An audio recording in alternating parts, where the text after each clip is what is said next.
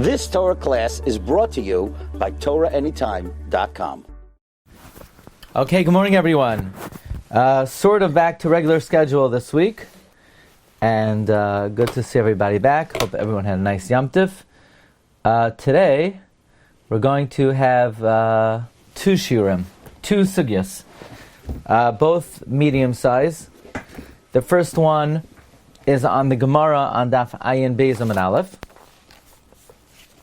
The Gemara on Ayin Aleph Amud Beis asked, why did Klal Yisrael not do Milah in the Midbar?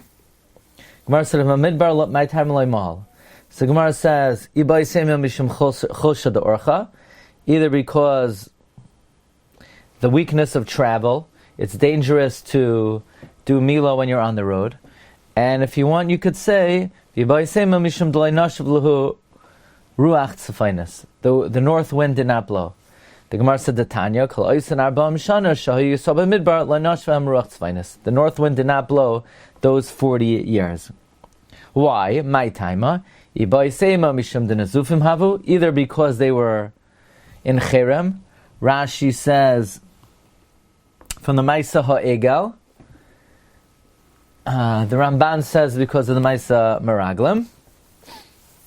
And they were in Cherem,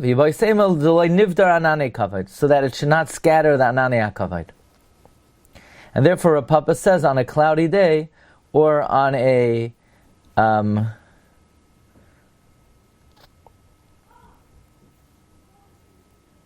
or when the south wind blows, we don't do Milah.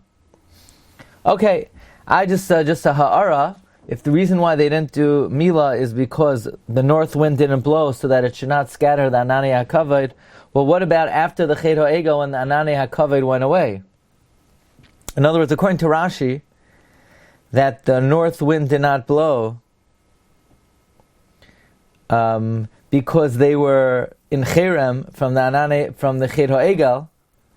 Well, the Chet HaEgel, there were no Ananei HaKavod. And the second answer is, so it shouldn't scatter the Ananei HaKavod. What about when the Ananei HaKavod went away after the Chet HaEgel? Okay. But in any event, that's what the Gemara says. They did not do Milah in the Midbar because the north wind did not blow. Let's see Toisus. Toisus on the top left-hand side on Ayin Beis says, B'Sifri Oimer, in the Sifri it says, De Begenusan Shel Yisroel Sipur HaKasav. That if you look in Parshas Ba'aloischa, and it says that they did Milah in the second year, that they brought the Korban Pesach in the second year. It's talking about the disparagement of the Jewish people. They only brought one Korban Pesach the 40 years they were in the Midbar. That's what the Sifri says, that when the Jewish people were in the Midbar, they only brought the Korban Pesach one time. V'tema asked Toisus, the Jewish people flagrantly, deliberately refrained from bringing the Korban Pesach. How could it be that for 40 years the Jewish people only brought the Korban Pesach one time? Is that really shayach? Is that really possible that they only brought the Korban Pesach one time? So you say, what do you mean? Our Gemara is the rationale. Our Gemara says that they could not give Milah to their children the 40 years they were in the desert because of Chulsha de Orcha, or because of Ruach Tzvainis. Says Toisus, if you're going to say that the fact that their males did not have Milah prevented them from bringing the Korban Pesach, the Chashav, and you'll say, well, then why is the Sifri saying it's in a genus of Klal Yisrael? Their lives were in danger. The Chashav genus lefisha garmu heim davar, and it's considered their disparagement because they were the ones who caused that they shouldn't be able to do Milah because they sinned and therefore the north wind didn't blow. V'kivan d'lo yafshar, asked Tosfos, since it wasn't possible for them to do Milah, loy hoysam ma'akeves, it should not have prevented them from bringing the Korban Pesach. Like, by the way, the Tosfos Yeshanim says someone whose brothers died because of Milah, maybe even could eat truma. It's not their fault. The Gemara even says that only when you're enjoined to circumcise does that prevent the Hakravas Karim Pesach. But if, let's say, you can't give a milah because your children are endangered because there's no ruach tzefinus, that would not stop you from bringing the Karim Pesach. So again, Tosfos' kasha is, why did the Jewish people not bring the Karim Pesach for 40 years in the Midbar? And don't say it's because they couldn't circumcise their children, because since there were extenuating circumstances, that would have allowed them to bring the Karim Pesach. So Tosfos therefore says that when the Sifri says they didn't bring the Karim Pesach for 40 years, it doesn't mean they didn't bring it, chas v'shalom. Of course they brought it. It means they only got it right one time. They were they did not do it correctly for 39 times. They only got it right one time. Tosfos says, Avaloi asu kesiknon ela echad. They only did it correctly one time. That is the approach of Tosfos. Again, Tosfos is of the opinion that the Jewish people certainly were makar of the Karim Pesach in the Midbar, because how could they flagrantly not bring the Karim Pesach? And don't say it's because their kids didn't have a milah, because that would not have stopped them from bringing the Karim Pesach. However, interestingly, the Ramban and the Mizrahi, the Ramban and the Gemara here, the Mizrahi on Rashi in Behaloischa says that the reason why Klal Yisrael did not bring the Karim Pesach in the Midbar is because their children did not have a milah. And we could ask on the Ramban and the Mizrahi, Tosfos' kasha, that why would that have not allowed them to eat the Karim Pesach? It was an oinus. They could not have given milah to their children. And the Marsha, in fact, asks on the Mizrahi this question, the Marsha here on our Gemara. If you could take a look in the Marsha, if you're able to. The Marsha is found on Daf Ayin Beis Amud Aleph. Let's see if we could find it. What's going on here?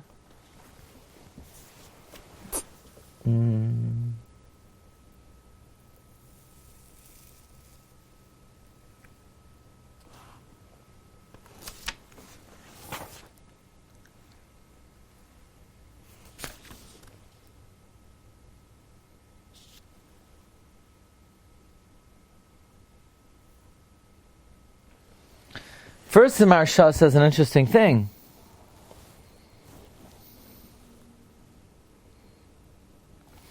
The Marsha says Tosfos L'Shitase holds that Arla Shaloi Bismana is an oines, but Arla after 8, even though you can't do milah, that's not a full oines. The Marsha says that's only by your own milah, but milas zecharim, either one is an oines, and it would not stop you from being able to eat the Karim Pesach. Now the Marsha says that Mizrahi writes in Behaloischa that Bnei shenodu lehem sheyatzu miMitzrayim areilim hayu umilas zechar ma'akevas malach ve'in mechuver k'mo shechachnu mitoch shmaitin. Our Gemara l'chayra demonstrates that when you have an oines, it doesn't stop. If you have an oines for your kids, it doesn't stop you from bringing the Karim Pesach. By the way, where is it muchach in our Sugya? That's the Gemara in Daf Ayin Aleph. The Gemara says that Areilu Shaloi Bismana does not. In other words, let's say somebody has a child and it's 3 days old. You're allowed to bring the Karim Pesach. But your kid is an RL.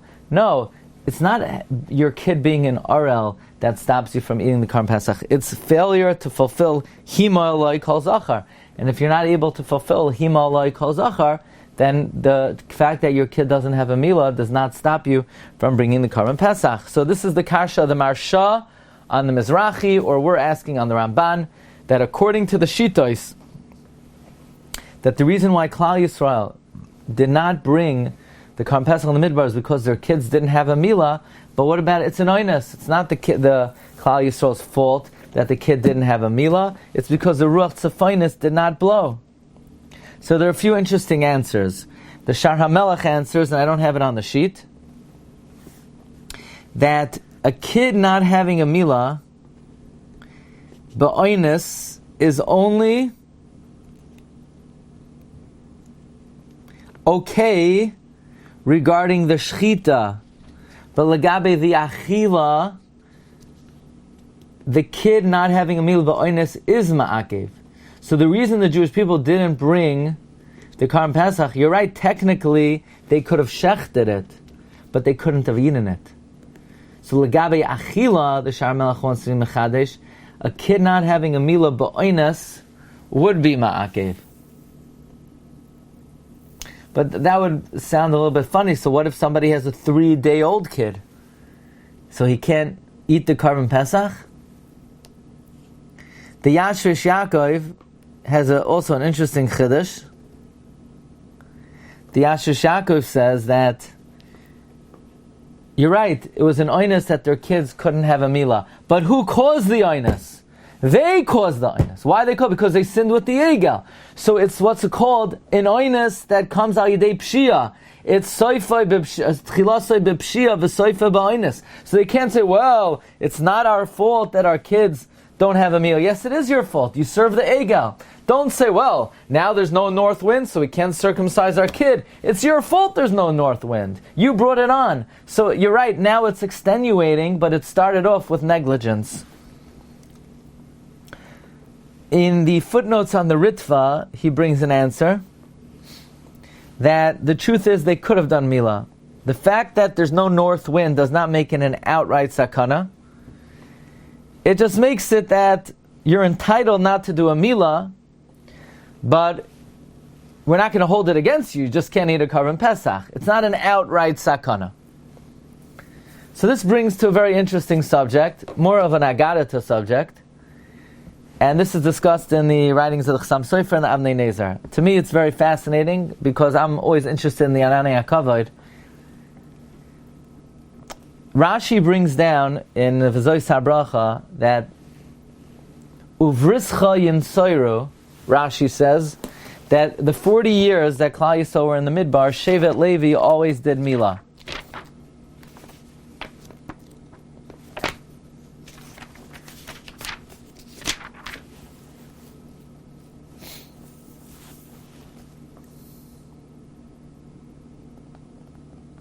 Rashi says, Uvrischa yinsoiru bris mila shoisam shenol midbar shal Yisroel loy malu es b'neihem v'heim hoyu moilem umalan es b'neihem. Rashi and Chumash brings down V'zois HaBracha Shevet Levi always did the milah. So the Chasam Sofer asks, wait a second, how could they always do the milah? But it was a sakana. It was a sakana. Certainly according to Tosfos, that it would make it such an oinus that it would their parents were allowed to eat the Karban Pesach. So why would Shevet Levi do the milah if the north wind didn't blow? Their lives were endangered. So why would Shevet Levi? How could Shevet Levi do milah in the Midbar? That's a very interesting question. Here, let's take a look at the Chasam Sofer. The Chasam Sofer says. Says, this is in Chasam Sofer on Archaim Siman Reish Ches. Siman Reish Ches is a very famous tshuva of Chasam Sofer. He says, V'ra'isi b'sefer kasav ish ribeinu irer yisarer ki nesar harei b'midbar malo aliyah mem shalom lo nistakta v'echinech mashaben zisem lo yizerza malamila. Miman of Shach, the Shevet Levi did it, so why didn't the rest of Klal Yisrael? If the rest of Klal Yisrael didn't do it because it's sakana, so he says, "Minazifa ve'elch shleinash rotz vanis gam hay b'derech asurim hayolamo v'ilu hayaroitzim haymashem moichem behem v'nishar kush al levim eichinich mashvan lamo sakim neim how can Moshe Rabbeinu allow the Levium to do milah?" So the Chasam Sofer says an amazing thing. He says, "Do you really think that for 40 years in the Midbar the north wind didn't blow?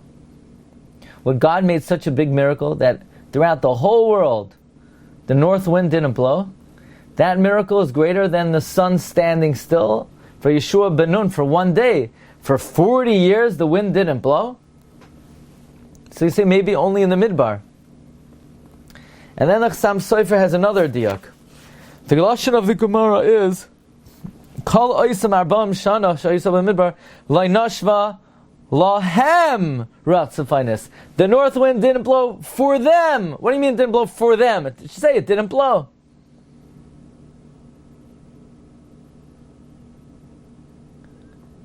Now, according to one answer, the only reason it didn't blow is not to scatter the Ananei HaKavod. So the Chasam Sofer says, Elu ve'elu divrei Elokim chayim. The north wind that blows in the world heals even people who are sleeping in their house in a marble house. Because it gets in through the boards, and it gets in through the peephole, and it gets in through the cracks. But one place it can't get in is, it can't get into the Ananei HaKavod. And the only way it would is to scatter them. Therefore,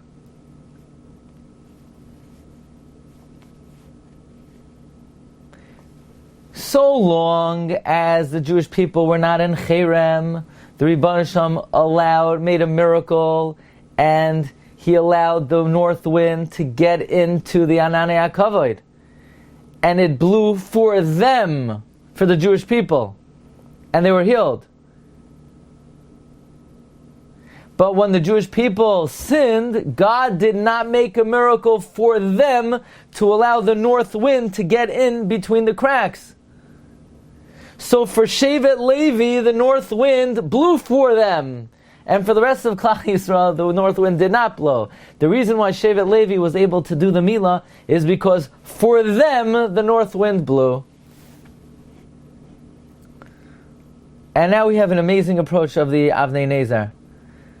The Avnei Nezer of Sachachav, he says,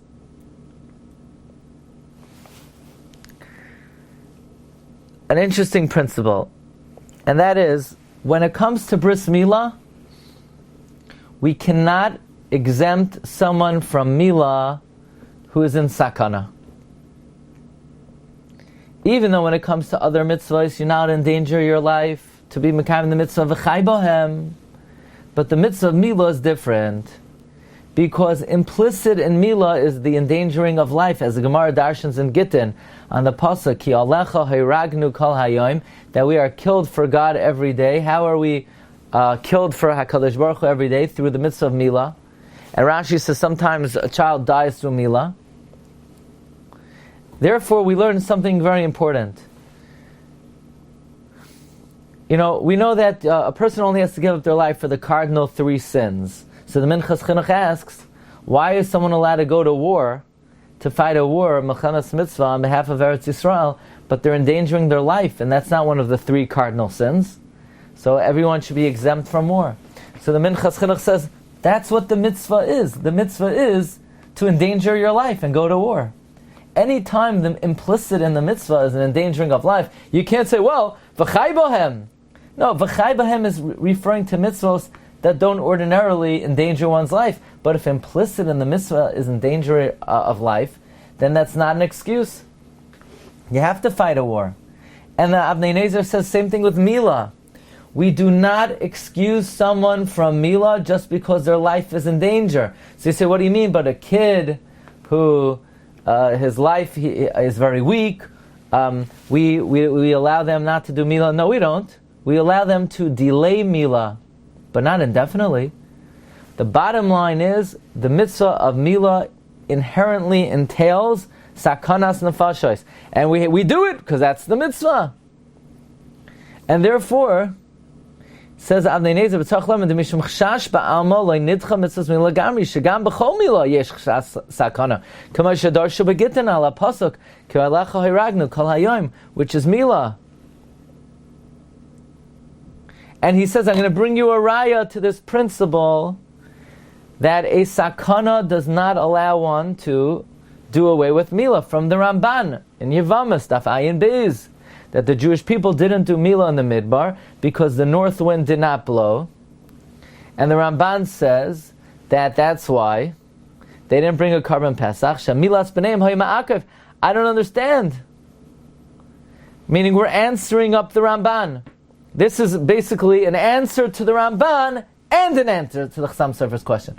The question we asked on the Ramban was, why the fact that their kids didn't have Milah stop them from eating the Karm Pesach, but their kids' life were in danger?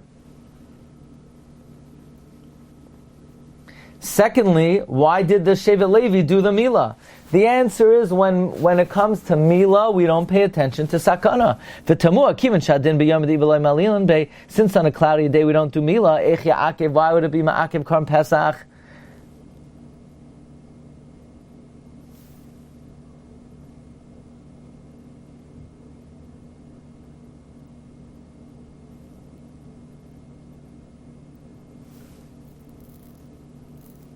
So the Avnei Nezer says that at a time that the north wind didn't blow for 40 years, you can't push it off. Meaning on a cloudy day, okay, we'll delay it till tomorrow. Because even though, yes, when it comes to Milah, we don't really reckon with Sakana, but we'll delay it for a day. It's a cloudy day. We'll look at the weather forecast. And on Tuesday it's going to be a clear day. We'll do the Milah on Tuesday. But for 40 years the north wind didn't blow, of course you have to do the Milah.